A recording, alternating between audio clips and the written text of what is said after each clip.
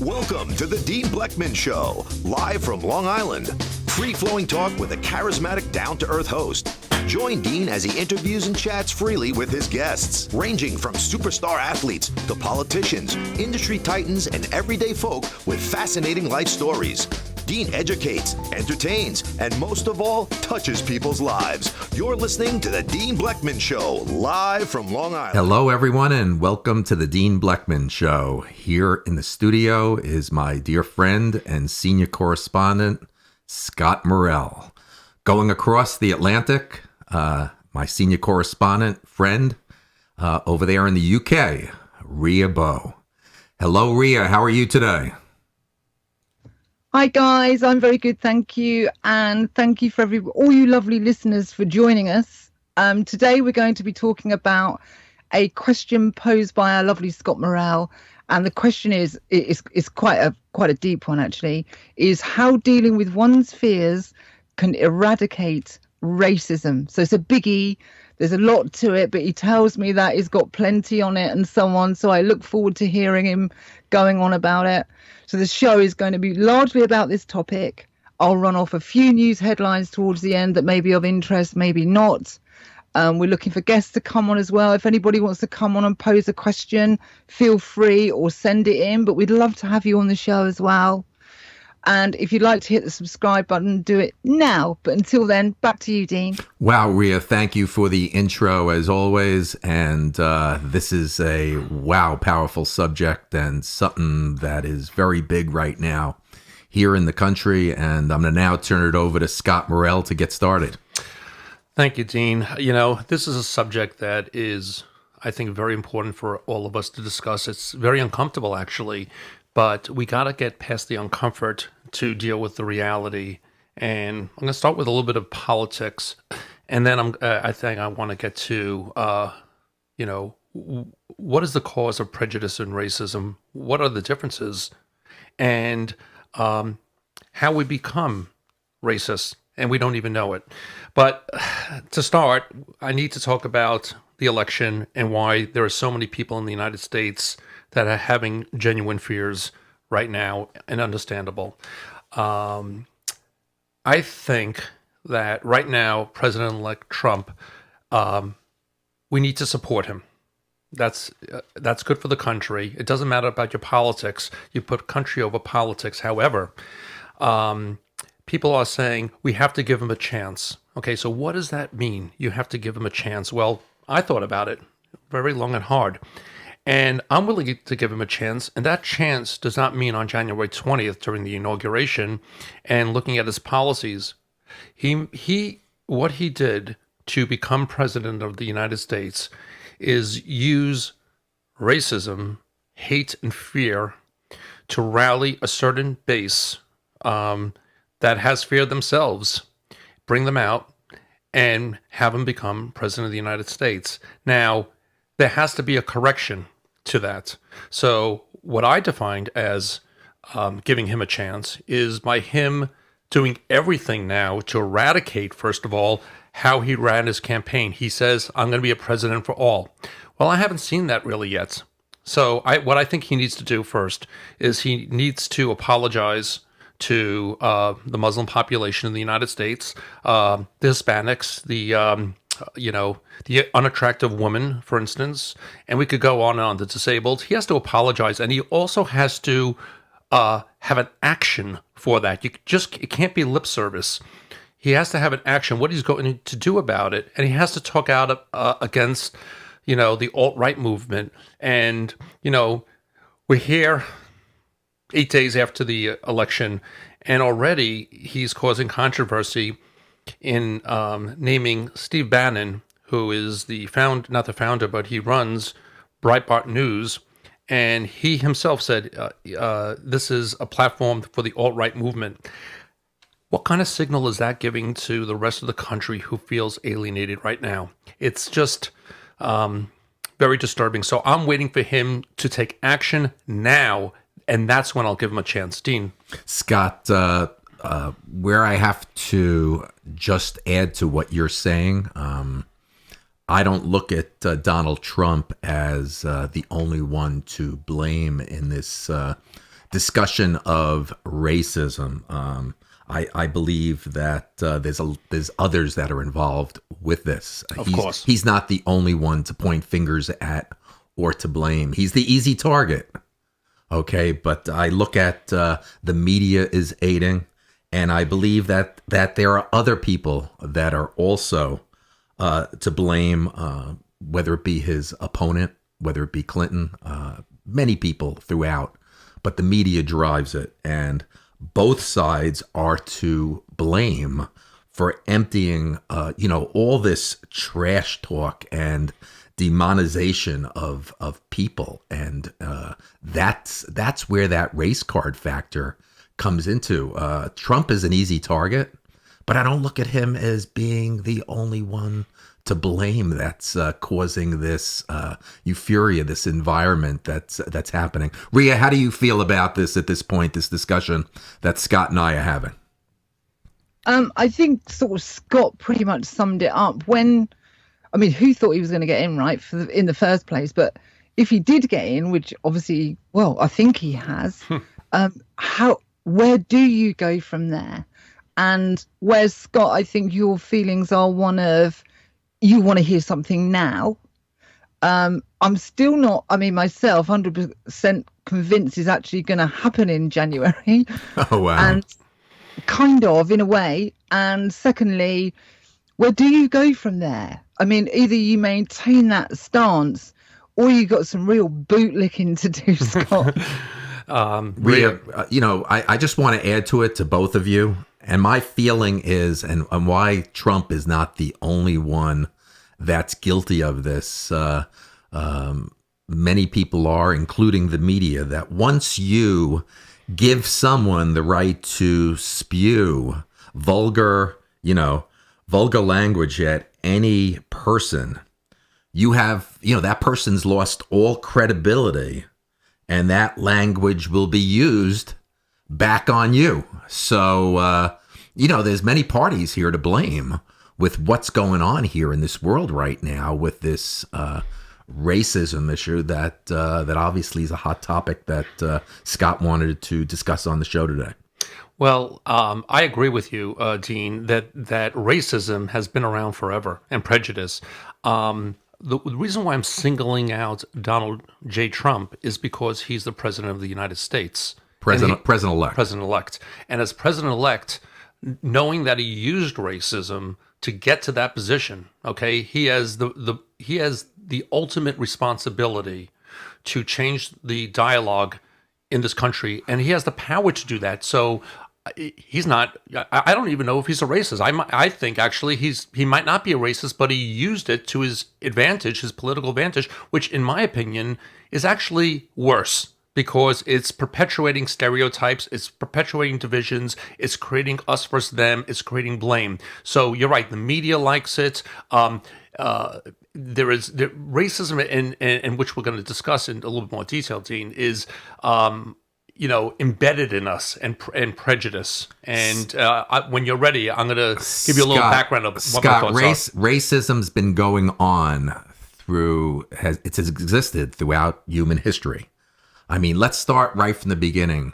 You personally, how would you define what racism is? Well, I would first discuss that we all have prejudices. That's the first thing. So there was a professor, his name is Napoleon Wells. He did a talk. He's a psychologist, and he asked everyone in the audience, how many people out there are racists? And no one raised their hand. And then he said, bull, we're all how many out there are prejudiced? And no one raised their hand. And then he said, bull, we all have prejudice. The difference between prejudice and racism is prejudice is, a bias towards one thing or one type of person. Racism is the actual act. It's a discriminating practice. It's a malicious intent. And I think the first thing that we have to at least understand is that we all have prejudices, and that will be there, and we need to discuss those things. Racism is the manifestation of the prejudice and the act associated with it, Dean. The Anti-Defamation League states racism is the belief that a particular race is superior or inferior to another, that a person's social and moral traits are predetermined by his or her inborn biological characteristics. That's how they define it. Ria, anything else on your end up to this point? Yeah, I'm just going to turning it down a little bit. So I'm just going to wind it on to the wall. So, you know, the other people on the side of that wall are Mexican, right? Yes. So where am I trying to get with it? So if they were another nation, say it was just another nation, I won't name another nation, but not Mexican, would these same rules apply if their cultural habits were the same? And if they did, would that suggest not racism, but more trying to sort your own issues out, as it were? Is he anti-Mexican, or is he anti what's going on, and are the two connected? That's a great question. Again, this is what we have to discuss as a country, Ria, and I'm so glad you brought that up. And I think that could be a muddled question. And I don't know if we really have that answer. Are we fearful that people that look a little bit different than us are coming into our land, and we're going to be overrun? And that's a racist attitude. Or are we a little bit prejudiced, and we prefer just to keep our economy going, and it doesn't matter what the subject matter, it doesn't matter who the people are. We are just prejudiced because we want to be a country and we want to keep our economy going. So I don't know the answer to that one. That's a good one. Hey, listen, I'm going to step right out right now on this. This is a hot topic we're talking about. I'm going to be full transparency, and I'm going to tell the facts, what's out there. There's no question about it that in today's society, that there's an awful large population out there that thinks blacks are thugs. There's no question about that in society. And there's a lot of people out there that have a preconceived notion that Jews are cheap. I mean, those are, Scott and Ria, those are a fact. Preconceived notions in our society that are still going on for many, many years in this country, in this world. And until this world can sit down and we can disagree while not hating or disparaging others, this is going to be a huge problem in this world. And it applies to Trump, the presidential campaign, the media, all the parties that are involved. I just had to get this off my chest. Ria, what do you think? I think it's well said, Dean. I love it. I love it. No, it's honestly how I feel, and I believe what's going on in this world. I mean, it's a fact. I mean, there's no question about it that if someone of color is driving down the street in a Mercedes or a beautiful car, there's a preconceived rationalization or comment that gets said that, how did he afford that car? I mean, that's a fact in this world. Well, no, absolutely. Just a quick one. I used to work for a black guy, lovely guy, met loads of people of the kind of from Africa and stuff, all super lovely people, but it is a different culture. But, he was not broke, let's say. And he'd be driving down the road in his brand new white Range Rover, and he'd be getting pulled up because he's a black guy in a posh car. That's the deal, And what's more, he was very aware of it as well. So it's kind of surreal. He goes to work and has done well and is respected. Then he jumps in his car amongst the people and he's got to deal with this. Even if they're not pulling him over, it's in your blood. It's in his blood, He knows it's there.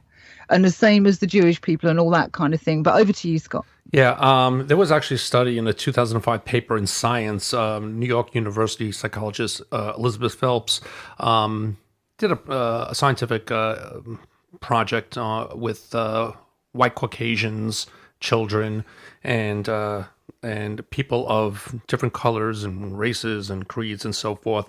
And really what they found out is that we are predisposed to prejudice. We are born with prejudice. So if anyone thinks they're not prejudiced, they're just not being honest. Now, there's a distinction between prejudice and racism, which I want to get to a little bit deeper.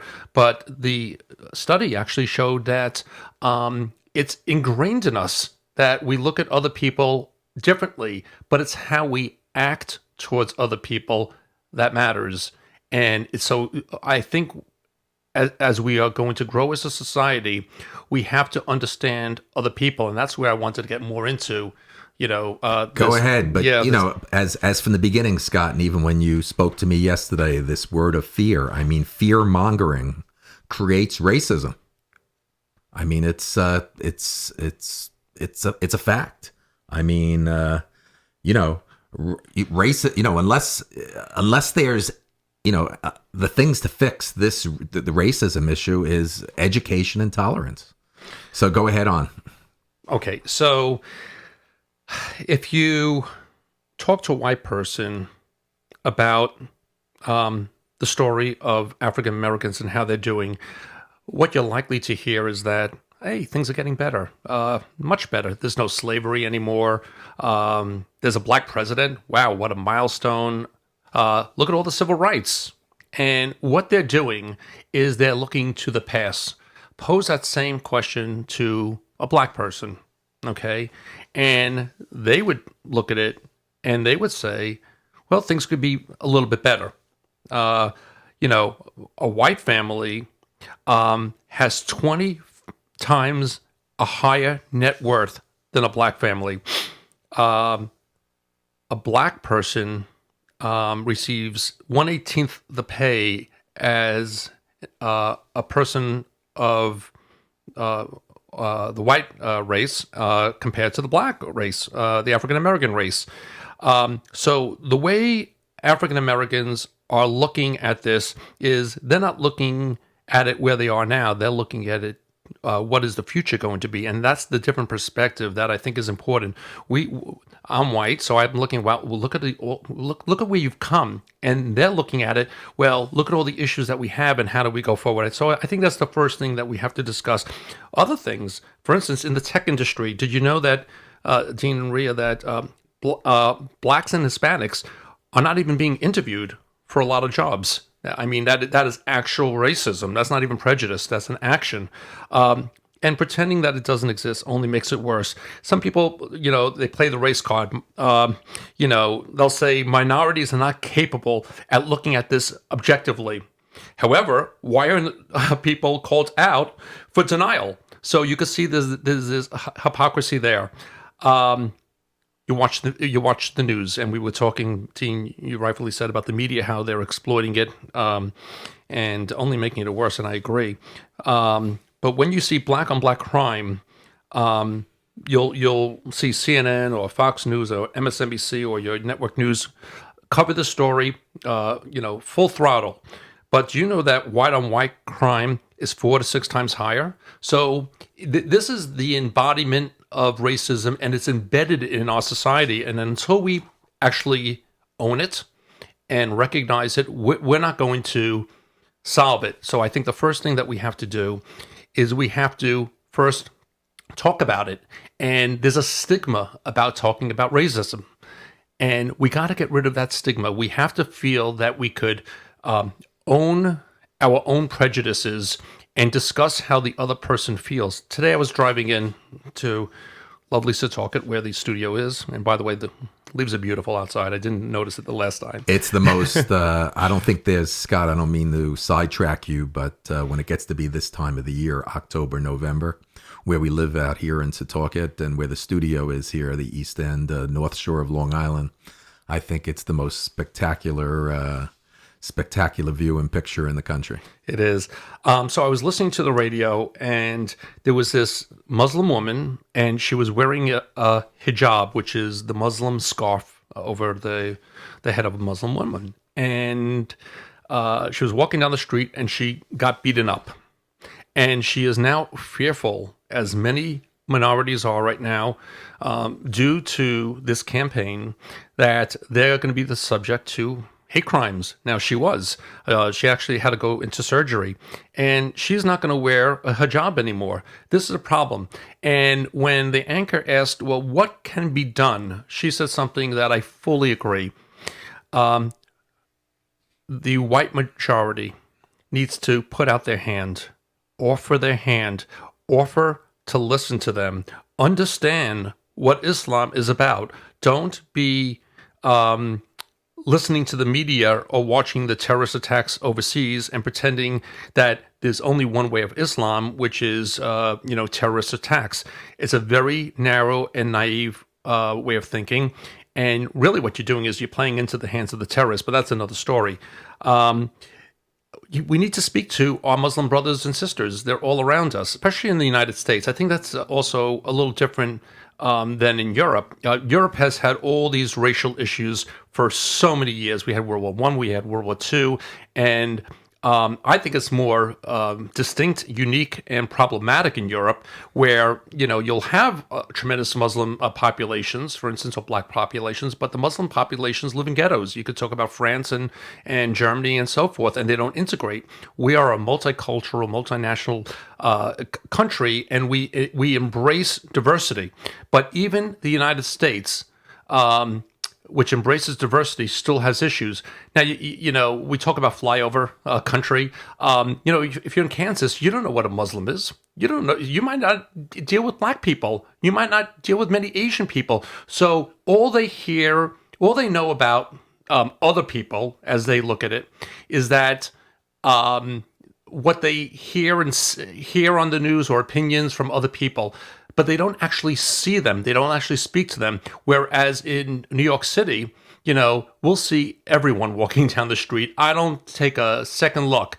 But let's say there was, Dean, this is a good question. If you're looking outside your house and you saw 5 black teenagers with hoods on right now and just walking around, having a nice, maybe a jog or just a nice, quick, brisk walk, what would be your reaction to that compared to the same, but they were white? Honestly, as I said, I grew up in a town called Freeport on the South Shore of Long Island. So 7 out of 8 kids that came through my house were African American. So to be honest, if you described that to me, 5 kids with hoods, black, right, walking through, would I get overly concerned or panic? No, but I would, I'd question. Okay. I would question if there were 5 young white or a mix of black, white, Hispanic, Chinese, Asian.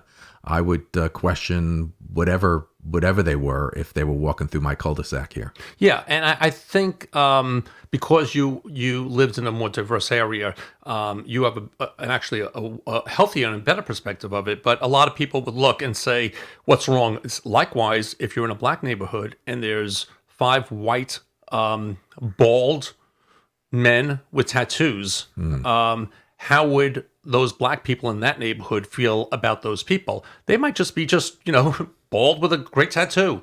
And we have born these prejudices and these, some of it actually gets into, transitions to racism because there's a stigma with racism, and we are afraid, both sides are really afraid to talk about it. It's like, I'm embarrassed to say I'm a racist. I'm embarrassed to say, I'm intolerant. And I think we got to get past that. We need to have something called mindfulness. Well, Scott, there's no question that if any person talks racism today, he or she is a racist, or considered a racist. We have to be able to talk about race without fighting or getting defensive. And the only way you do that is to learn how, and education has to be put in place, and tolerance. Ria, what do you think? Oh, it's a big one, isn't it? It's sort of getting, I guess I organically look for a point of resolve and to take the issue. I mean, you can break it down, and we all have our inherited preconceptions of, in this case, minorities. in answer to the question that I put forward with the wall, I don't think it would matter who's on the other side of it. If they were coming in the country and bad things will happen, they would need to be addressed. Whether it would add the stigma attached to it as racism or not, that is what it is through the course of events, I think.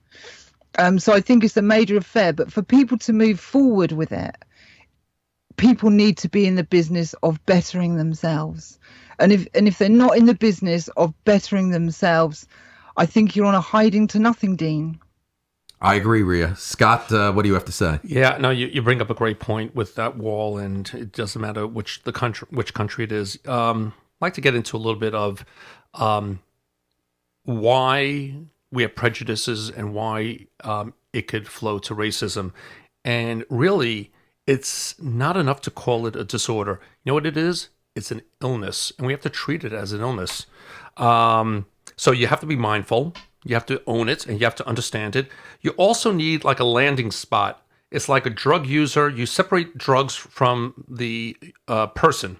So if you have someone who's a drug user, you want to help that person, but you have to give that person a landing spot to come back. And it requires exposure. We have to be talking to each other and be honest with ourselves about this. It's actually an illness, and we have to treat it like an illness.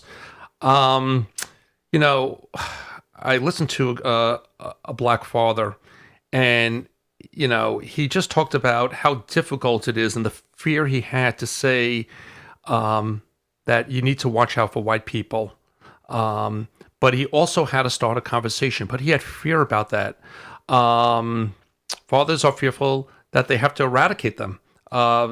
This is an uncomfortable subject between races and within your own family. There's no easy way to talk about it, but by denying it, I think makes it worse. There is, if we talk about the illness, think of a spectrum for a second. On one side of the spectrum, you'll have sadness, okay? So just think of a long line. What is the other side of the spectrum? The other side of the spectrum is depression. So you have sadness on the left, all the way down to depression.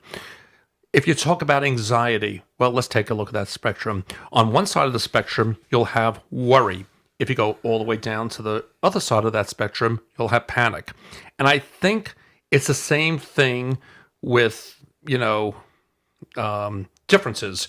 On one side, you'll have the prejudice, and as the actions form from the prejudice, you'll have the act of racism.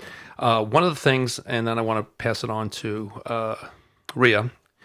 Rhea, I'm not sure. I'm sure you're aware of it because you're so knowledgeable about cultures all over the world, which is wonderful. New York City had a stop and frisk policy, and people were claiming, which is not true, that it prevented crime.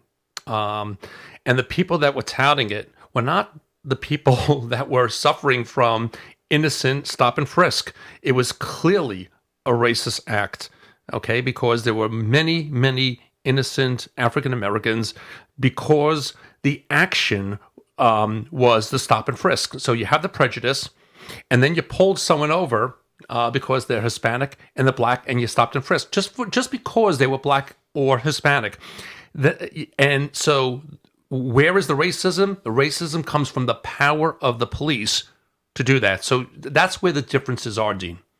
Well, listen, one of the biggest classic cases that took place over the last couple of years was the acquittal of George Zimmerman in the death of Trayvon Martin, if you remember that, Scott. Oh yeah, I mean that was a perfect example there with what took place. It goes back to again that racism, I look at it, is not healed by segregation, but it's healed by inclusion. That's exactly right. It's that understanding. That is the big thing, and people taking a deep breath, sitting back, and being able to talk with each other. But we had just, and you talked about it before we went on air at CNN. They had Van Jones and Christine McElhaney, right? Yeah. Thank you. Who is a Trump supporter, and she's trying to defend racism, and it's sad. okay, you like Trump and you think we need change, and I could respect that, but I cannot respect a denier of prejudice and racism, because for us to get past this, we need to own it. We need to own our own prejudices and fears. I actually have a very, very good friend. I'm not going to mention his name or his occupation, but he's Anglo-Saxon. He's from German descent. He's Protestant. He's very far right. I'm liberally, socially left. Fiscally, I'm conservative, actually. So that's why I'm a moderate, I call, and a libertarian.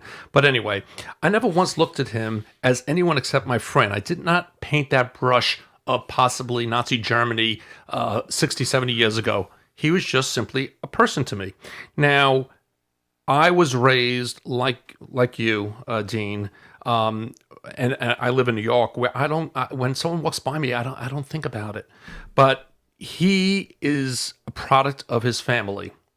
And his family had certain thoughts about different races, and they probably lived in an area where it was very homogeneous. And what's interesting is that he is such a good person. He has such morals. He has ethics, and he would take a bullet for me, this man. And I consider him a brother. But we're on the opposite sides of the spectrum. And what I think is good is that I've known him for around 20 years, and he's at least open-minded to have these very, very hard discussions. He's not there yet, and he still has some racist ideas, okay, and he would be the first one to say it, but he's actually able to listen and able to talk about it, and I give him a lot of credit for that. That's what we need to do, and he's on the far right of it. If we get, we could start with the far right, and then we could start coming in towards the center. But we have to have that conversation and not be embarrassed. Ria, do you know people like the person I'm talking about, who happens to be just a phenomenal person? God, I'm proud to say I know loads of phenomenal people, and they're of all sorts of cultures. Because I don't carry the prejudice in terms of race, I take everybody at face value, and I always give trust unless there's a reason not to give trust. So that's my starting place. No, but I'm sorry. Go ahead, Ria. Oh, no, sorry, darling. Carry on. No, I was going to say, being from two different cultures that we have over here, you being in Europe there and the UK, your personal experiences and how you view how prevalent is racism globally, society all over the world. Not just here in America, but especially England, because especially in England. What's your opinion? I think there is a blurry line between racism and trying to maintain your own backyard and also in that mix, you have corruption as well. You have corruption in the media where they'll peddle fear. That's a good point. And it's playing a big thing. It's playing a big part. We had a movement of Polish people come into the UK some years ago now, and people they weren't just anti-Polish, that they were concerned about their well-being, their jobs going, because they're coming from a culture where they're used to earning less per hour. The standard of living was lower. They come into the UK, and now they're well liked because they now have this reputation of being really hard workers, straight down the line. They get the job done, and they integrate well. But it was originally mired with a bit of racism. But I think it's really quite difficult to determine, is it racism, or is it you're trying to maintain a culture with lots of influx that almost isn't organic. I mean, if you wind the clock back hundreds of years before there was media, before there was transport, that the mass movement of people was very slow. It was very, very slow, where now it can happen so quickly, particularly with organisations behind them shipping them across. So I think that's a key point to distinguish the difference between racism and you're just trying to keep an eye on your own backyard and see what's going on. And I think that's hard to do. Looking in from the outside, I think the Mexican wall thing, I don't think it would matter who was on the other side of it. So I don't think it's a Mexican thing. So I don't sort of see that as a racism, as it were. In Europe, we've had this massive movement of people, and that's been due to geopolitics and wars. When the US went in and hit Libya, there was a massive movement of people to get away from the destruction. The same as the Middle East, they've all had to move out because the proxy powers to be have decided to declare it a war ground, and they have to move somewhere. And I think speed has a lot to do with it, but you got to keep an eye on, is it racism, or is it's destabilizing a culture that may be a bit wobbly anyway, Dean? Great comment. Great feedback, Rhea. Let's go over to Scott. He has something to say. Well, that was very interesting, Rhea. You talk about the Polish people that came to the UK, and, was it, first of all, it's the both Anglo-Saxon in a way. Okay, so it's not Asian, it's not Hispanic, but I think there was a prejudice that was out there, a notion that we're going to have more people to take care of. They're going to be lazy. There's going to be an economic consequence. And to your credit and to your country's credit, you waited to see, I guess, and didn't jump the gun. And you saw that these were productive people in society. They blended in. They weren't put into ghettos, and it worked. And that's a great framework. I understand. There is a fine line between racism and economic concern, where people are coming in and they're fearful of their own country and their own preservation. And I think we have to recognize those people's fears as well. So the people that voted for Donald Trump, the people that a lot of people in the media would call racists, okay, I think it's too simplified. I think we have to look at the people and say, they have real concerns. Okay, and let's not just forget about their concerns or say, they're just a redneck racist. It's too simple to do that. And we can't just tell them. We need to engage. They need to engage. And it's going to take a lot of work.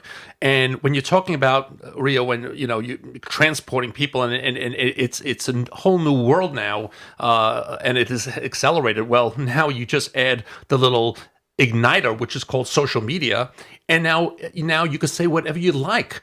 And the social media is actually making it so much more difficult because it's unregulated, and it's like the Wild West. And my concern is that we need leaders, okay? And that's where I have to go full circle back to Donald Trump. He absolutely used racism. I don't want to use the word brilliantly because it's a bad word to use, but I can't think of another word to use to rally up. I'm sorry? Successfully. Thank you, Rhea. Successfully, much better word. Successfully to rally up a group of people that felt disenfranchised, and there's a lot of people that felt disenfranchised, and it worked. But as a consequence, we are more divided than ever, and so now that he is the president, he used it. Okay, I don't agree that the means justify the ends ever. Okay, but if I'm going to give him a chance right now, right here, I want him to apologize. I want him to bring people together. He said he's going to be the president for all. You ask a Muslim that person with a hijab that got beaten up, that lady, she doesn't feel that. People are frightened. Hispanics are frightened. I was listening to Michael Smerconic, a person that I listen to all the time because he's right in the middle. And, they're still going to have sanctuary cities because these Hispanics that are kids that are no fault of their own, they're afraid that their parents are going to be shipped away. And he has not quelled that fear. So it is incumbent on him, Dean, as a leader, to do this. Scott, I just want to once again say I don't condone a lot of things that Donald Trump has done and said over these last 6-8 months and that he continues to do. Trust me, I don't, okay? But I go back to what I said earlier, that all this hate being blamed on Donald Trump, both sides are to blame for emptying all their trash, all their crap on the demonetization of people. And I go back to, I don't think Trump, created all this this fake fantasy and this external fake fantasy that instead celebrating our differences and subjecting others to determine these outcomes. I don't think all of this was brought on just by Donald Trump alone. No, but he would, his opponent, other people other politicians, other people that don't like him, the media, Trump. Trust me, I don't condone. There's a lot of things that he did that I don't approve of and that were wrong, but he's not totally 100% to blame. No, and no one is 100. Listen, we're all to blame. Let's be frank, and that was the purpose of this discussion, Dean. And you are correct. But I don't want to have false equivalencies. I'm sure you don't want to have that. We all have prejudices. It doesn't mean we all have racism. And Donald Trump took advantage of that. Okay, and he came out of that racism, and he was the megaphone for the people of fear.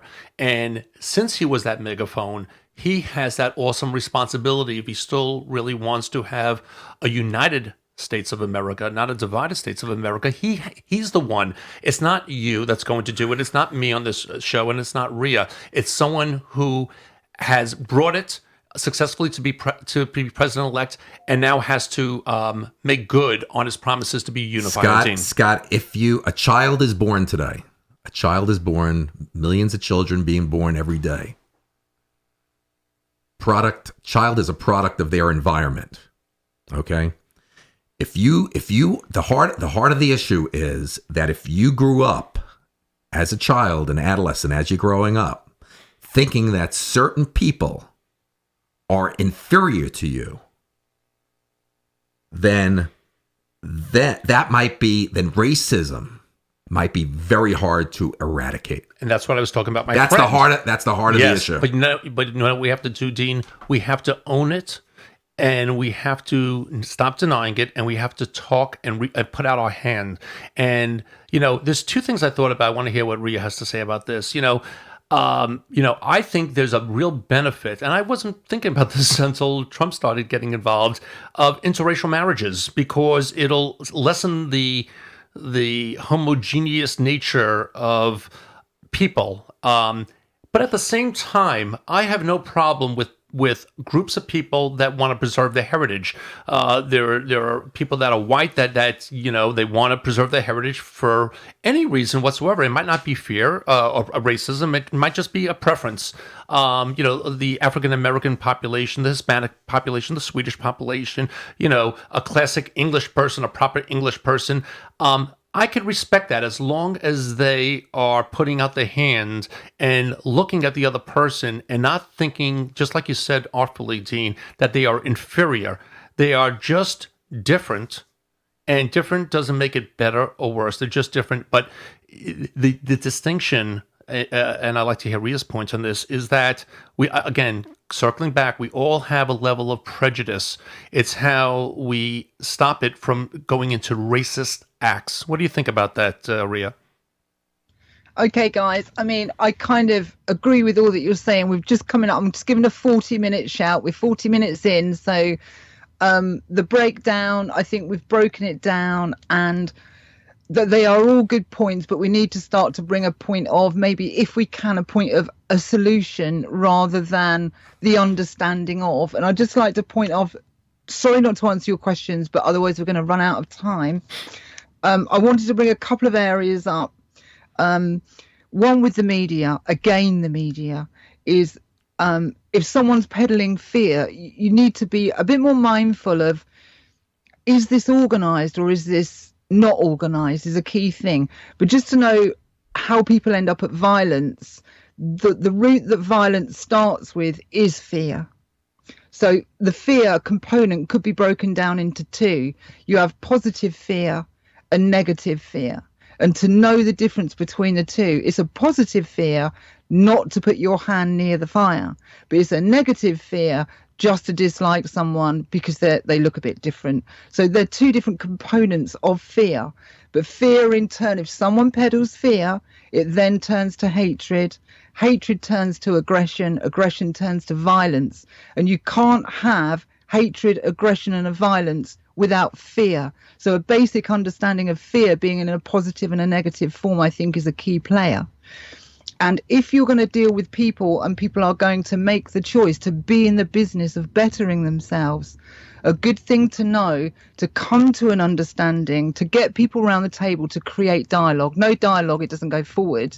And it leaves more of a vacuum for people to peddle fear. But the chronological line of understanding works like this. It goes awareness, empathy, sympathy, acceptance, understanding. So I'll just do a quick breakdown. Awareness. Are you aware of the problem? Right, I'm aware of the problem. Can I empathize? Can I walk a mile in their shoes? Right, walk a mile in their shoes for a bit. Okay, that's quite unpleasant. So therefore you can sympathize with them. So you're now in a state of sympathy. You're more receptive, more open to challenge installed beliefs within you that are not easy to get past. Then you come back into yourself and say, can I accept those problems that they are having? Yes, I can accept. Oh, okay, now I understand. And from that point of understanding, you're now in the business of bettering yourself because you followed that simple line: awareness, empathy, sympathy, acceptance, understanding. Back to you, Dean. Wow, great comments, Rhea. Let's go over to Scott again. Yeah, and I think we need to move on after that. You just wrapped it up beautifully, Rhea. What I was talking about during most of the show, sorry to take up most of the time today, but this was a very important topic for me. But you laid it out in different words, but basically what I was trying to articulate, that we first need to understand it, and then have that awareness, and then have the sympathy and empathy to walk in their shoes, and then have conversations about it. And I think that's what I wanted to bring out. I'm so happy that Rhea spelled it out in a slightly different way, but very articulate. And Dean, your comments are always has a lot of wisdom to it, and always stable and rational. Last thing, it was interesting, you talk about the positive and negative about fear. One was with reality, which is you put your hand into a fire, that's going to hurt. And the other one is not understanding other people and hating, and that's irrational, and that's because of ignorance. So that's the way I would look at it, and I think that's the point you were getting to. So, Dean, anything else to say? Because I know Rhea has some things that you'd like to bring to the program today. Yeah, this is a show that we could go on for hours. Absolutely. I mean, there's so much. But you know what sticks out when we talk about racism? We talk about cultures and specifically the arts, and I know Rhea's our big music person. She has a love for music, and I want to direct this. Maybe she could help me with this one, because I love music, but I'm still having a hard time. I still have a hard time when I hear this generation's rappers. Same with me. I have a hard time really appreciating that music, and the reason I don't call it music. It's not like I don't like it. It's just it doesn't have. It doesn't have. I don't like the sound of it, and let's be honest, it's not like the 70s and 80s. To tell you the truth, I don't hear a lot of what they're saying. I don't understand a lot of the words that being. But the reason I want to direct it to both of you, and we talk about this subject of racism, but I think of the arts, and I think of it's so big, this rap music. That I even think racism is wrong, even if you belong to that race. So Scott and Rhea, I have a hard time when I hear rappers calling themselves the N-word. That I look at that is, just as bad as anyone else that's doing it. Scott, what's your opinion on that, what I just said? I just want to make a brief point. I want to now bring it to Rhea. The way you're referring to it is very interesting. So rap is associated with black. Country music is associated with white. Right. And is this the battle lines? Rhea, what do you think about that? Wow. I've had this discussion with a room of black people, actually, Dean, that very thing. I was invited in to use that word, and I said, no, I can't do it, guys. And my take on it at the time, and probably still is, if you want, historians hold a lot of the answer to these things, because history tells us a story. Terrible things happened. Europeans took black people, took them to the bump, they become slaves, da da da da da. And through that story came out through the music. You had hybrids of the blues mixing country. Then as over to New Orleans, it became jazz. Jazz was very frowned upon. And you had all that struggle that came across. And then you had popular black music that was just fabulous. And they were words of love. And, you have the big artists from the 70s, the Tramps and Teddy Pendergrass. And then that emotion, I feel, started to come out amongst the younger generations as they felt powerless. So I see the use of the N-word, which I won't use because I don't want to offend anybody, as a privilege. And a privilege they've earned to empower themselves with what was a very negative term. And culturally, I don't think any one person was behind it. They've empowered themselves as using that word as a privilege. It's a privilege for them to be able to use it. And God knows, I think they've earned it. Wow. That is so insightful, because you're so musically inclined and you understand the reasons for the melodies. And I just thought that was great, Rhea. Scott, you mentioned before we turn it over to Rhea to close out the show, besides the rapper situation that I just shared, I personally, through a very good friend of mine, who I still consider, at least in my lifetime, not before my lifetime, but during my lifetime, the greatest baseball player of all time, Barry Bonds. And probably one of the greatest athletes of all times, that I had a chance firsthand through my friendship with him and how much I traveled with him, the San Francisco Giants, the team, with my family. And, I think of, I had firsthand the most mind-boggling experience with a friend that was such a focus worldly of an athlete that was on the verge. I had a chance to see it firsthand, that here was a record that was called the greatest, the all-time home run record of all time, which was, at one time it was Babe Ruth being white, and then there was Henry Aaron at 755 home runs. And so I had a chance through all those years as Barry was approaching this unbelievable milestone, that if you ask anyone that follows sports, what's the single most holy record they think of all time in any sports, it's 99% are going to say the home run record. That's right. And here was this dear friend of mine, African American, great guy, misunderstood. Maybe he's responsible for some of it because he wasn't that media friendly, but just a great person, great to my family. I've seen him great to people. That the most unbelievable thing to accomplish, that all-time home run record, that when I would sit publicly at an airport waiting for a plane, or there would be TVs in a restaurant or a bar, I'd see people watching and I'd hear comments like, we hate that guy's guts because he's a cheater, or we hate his guts, and I would say, why do you feel that way about him? And people would say, because I heard he's a bad guy, or heard it on TV or radio.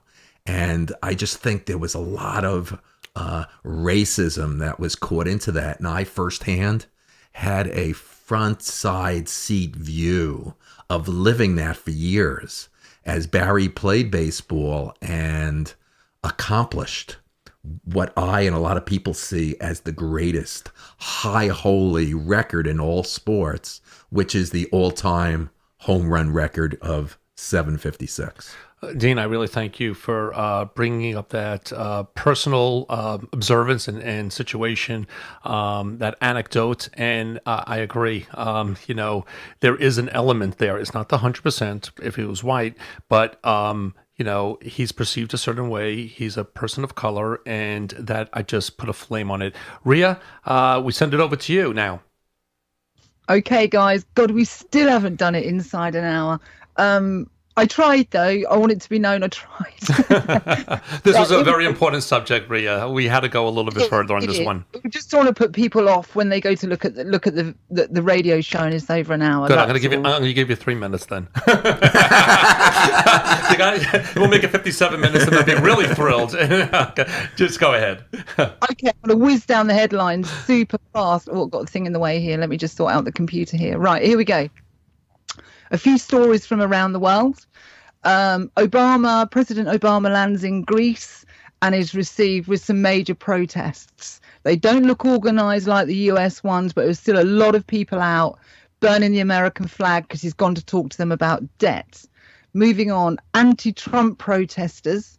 There was, this is a cross-section, there was loads of buses. So there's branded buses. So there's 10 of one brand, 10 of another, 5 of another, 20 of another, turning up to these rallies, which is looking like there's a bigger organisation behind this in terms of what we're speaking about, fear mongering. Actually, during the rally, there was 120 plus people arrested, and out of those 120 people arrested, 79 hadn't voted.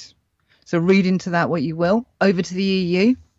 The EU runs a deficit deadline of 3%. So if a country runs a deficit more than 3% above GDP, they're fined.